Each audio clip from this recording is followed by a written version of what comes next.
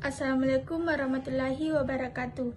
Kami dari kelompok 5 ingin mempresentasikan materi mengenai komponen utama, sediaan emulsi, dan metode pembuatan emulsi. Baik, langsung saja saya persilahkan kepada teman saya untuk menjelaskan materinya. Perkenalkan, nama saya Febiola Danisa Ruru dari Prodi D3 kelas B tingkat 2 selaku pemateri pertama. Ya baik, kita masuk pada pengertian emulsi. Kelompok kami mengambil beberapa pustaka mengenai pengertian emulsi. Yang pertama itu ada berdasarkan Farmakope Indonesia.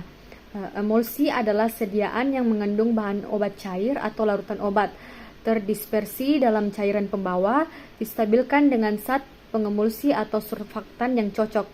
Emulsi juga sistem dua fase yang salah satu cairannya terdispersi ke dalam cairan lain dalam bentuk tetesan kecil.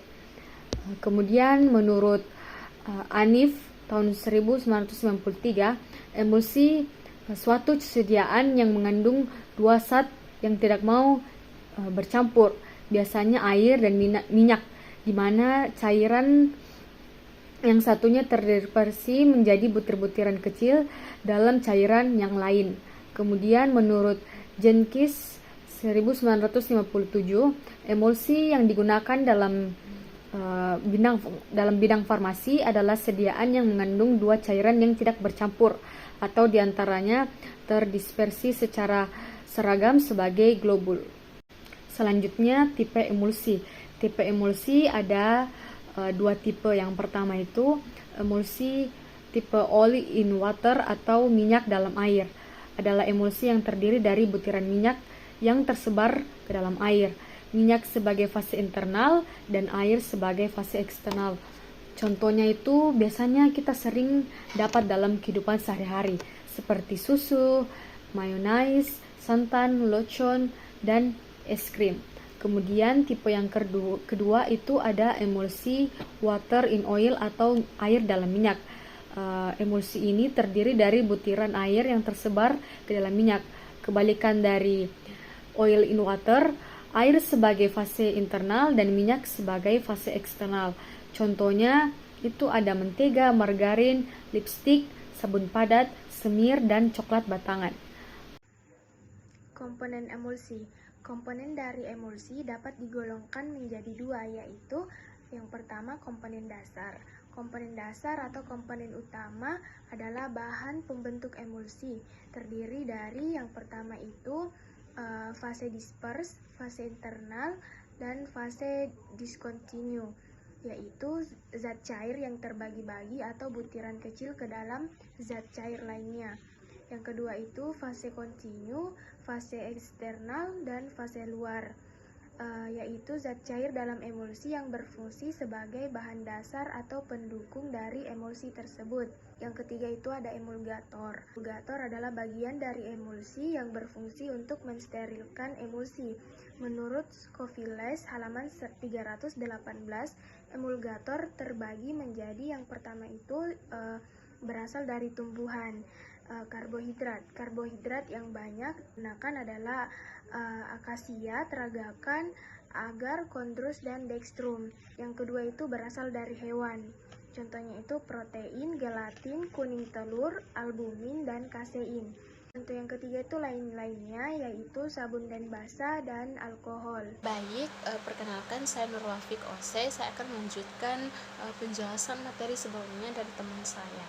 Nah, di sini saya akan menjelaskan mengenai metode pembuatan emulsi. Untuk yang pertama itu metode Gombasa. Jadi cara ini digunakan apabila kita mendapatkan suatu zat pengemulsi yang bentuk atau sediaannya itu berupa cairan atau zat tersebut harusnya kita larutkan terlebih dahulu dengan air. Nah, teman-teman bisa melihat kekentalan atau contoh daripada emulsi ini yaitu kuning telur ataupun metil selulosa.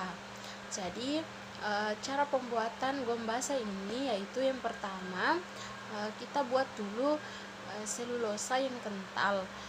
dengan dimasukkan sedikit demi sedikit air dan dicampurkan dengan sedikit demi sedikit minyak.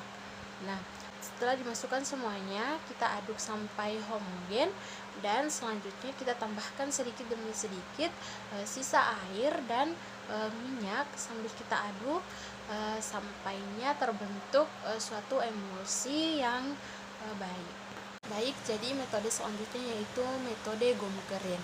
Nah, teknik ini merupakan suatu metode kontinental yang digunakan pada pemakaian emulsi gom kering. Cara ini diawali dengan membuat sebuah korpus emulsi dengan cara mencampur 4 bagian minyak, 2 bagian air, dan 1 bagian gom.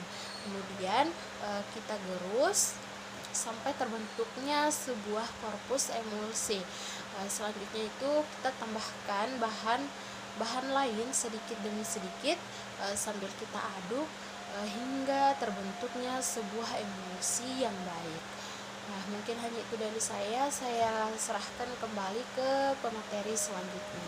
Baik, langsung saja selanjutnya yang ketiga ada metode HLB atau Hydrophilic Lipophilic Blends. Cara ini dilakukan apabila emulsi yang dibuat menggunakan suatu surfaktan yang memiliki nilai HLB.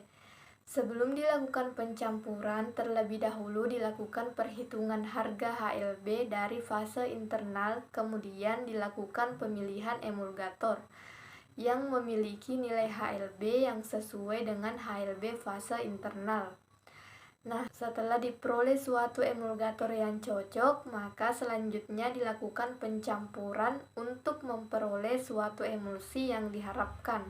Umumnya emulsi akan berbentuk tipe minyak dalam air bila nilai HLB emulgator di antara 9-12 dan emulsi tipe air dalam minyak bila nilai HLB emulgatornya di antara 3-6. Yang terakhir ada metode botol atau metode botol Forbes. Digunakan untuk minyak menguap dan zat-zat yang bersifat minyak dan mempunyai viskositas rendah atau kurang kental. Caranya, serbuk gom dimasukkan ke dalam botol kering, kemudian ditambahkan 2 bagian air. Ditutup botol, kemudian campuran tersebut dikocok dengan kuat. Selanjutnya ditambahkan sisa air sedikit demi sedikit sambil dikocok. Selanjutnya saya serahkan ke moderator. Baik, itulah tadi presentasi dari kelompok kami. Adapun kesimpulannya yaitu emulsi adalah suatu sediaan yang mengandung 2 zat cair yang tidak mau bercampur. Biasanya air dan minyak di mana cairan satu terdispersi menjadi butir-butir kecil dalam cairan yang lain. Emulsi memiliki 2 tipe yaitu W per O dan O per W. Komponen dalam pembuatan emulsi terbagi 2 yaitu komponen dasar yang berupa fase luar dan fase dalam serta emulgator, dan komponen tambahan berupa pewarna, pengawet, serta antioksidan. Metode pembuatan emulsi ada 4 yaitu metode gom basah, metode gom kering, metode HLB, dan metode botol. Itulah tadi presentasi dari kelompok kami. Kurang dan lebihnya mohon dimaafkan. Wabillahi taufiq wal hidayah. Wassalamualaikum warahmatullahi wabarakatuh.